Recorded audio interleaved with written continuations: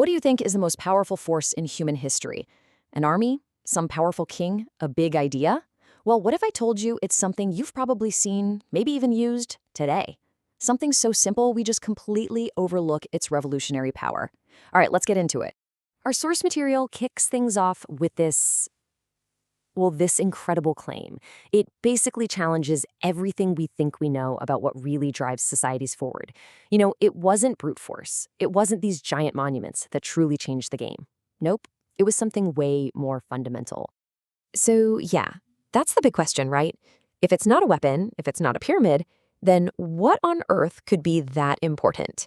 Well, the answer is kind of hiding in plain sight, and it takes us back to the world of an ancient Mesopotamian ruler. Okay, so to find our answer, we've got to travel back in time. We're talking over 4,000 years, to the city-state of Lagash. And we're going to meet a ruler named Gudea. And what he's famous for? Well, it's probably not what you'd expect. This is it, just a number, 26.45 centimeters. I know, it doesn't look like much, does it? But believe it or not, this one specific length, it's the key. It unlocks how our complex societies even became possible in the first place. So this measurement, it's known as the Gudea foot. It's a standard of length, and we get it from a statue of Gudea himself. Now, this guy, he wasn't famous for being some great conqueror. Nope. He was known as a great builder. And what's just really incredible here is the precision. I mean, this standard wasn't just some rough guess. It was actually divided into 16 distinct parts. For them, this was all about getting it right, about accuracy. Now, scholars are, they're a bit cautious. They hesitate to call it the absolute oldest standard we've ever found. But its importance, that's completely undeniable. What we have here is a real physical artifact that represents a huge monumental shift in how humans organize themselves. Okay, so a fixed length on a statue. I get it. That might still seem like a pretty small detail. But to really get a grip on its power, you have to try and imagine what the world was like before an idea like this even existed. I mean, just think about it for a second. How are you supposed to build a city, or divide up a piece of land, or even trade fairly if my idea of a foot is a totally different length than your idea of a foot? The answer is, you can't. You're just living in a world of constant guesswork, and probably a lot of arguments. And this contrast really says it all. On one side, you've got total chaos. We're talking mismatched walls, endless fights over who owns what land, and crooked canals that could totally wreck your crops.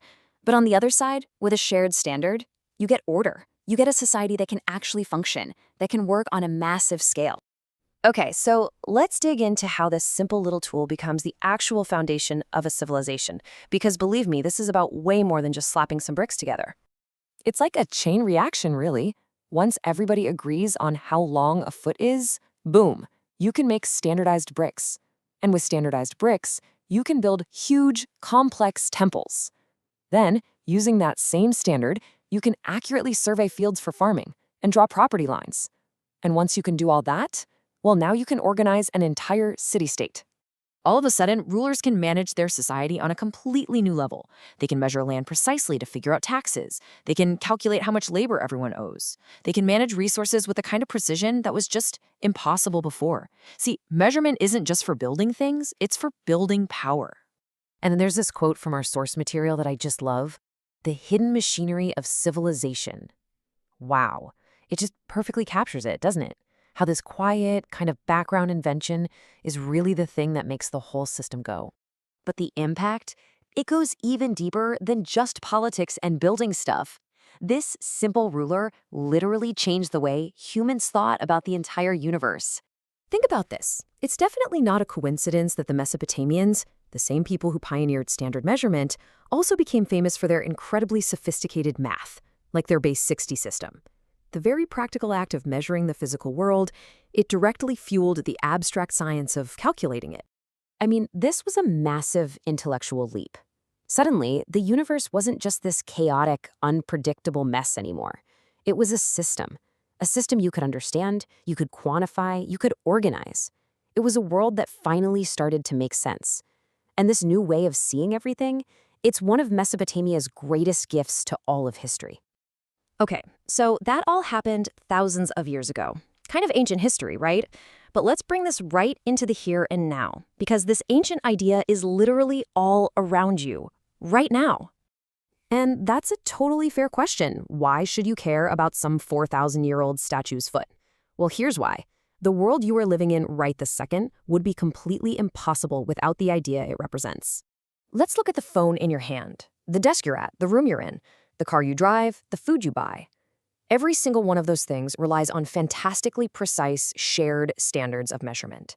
You know, from the tiny microchips in your phone all the way to the global supply chain that brings food to your table. None of it works without everyone, everywhere, agreeing on what a millimeter is, or a gram, or even a second. So here's the really crucial point. All this order and reliability that we totally take for granted every single day, it's not natural. It's a technology. It's a system that had to be invented, and then refined, and then agreed upon by everyone. And it all started with these simple but absolutely brilliant ideas, like the Gudea foot.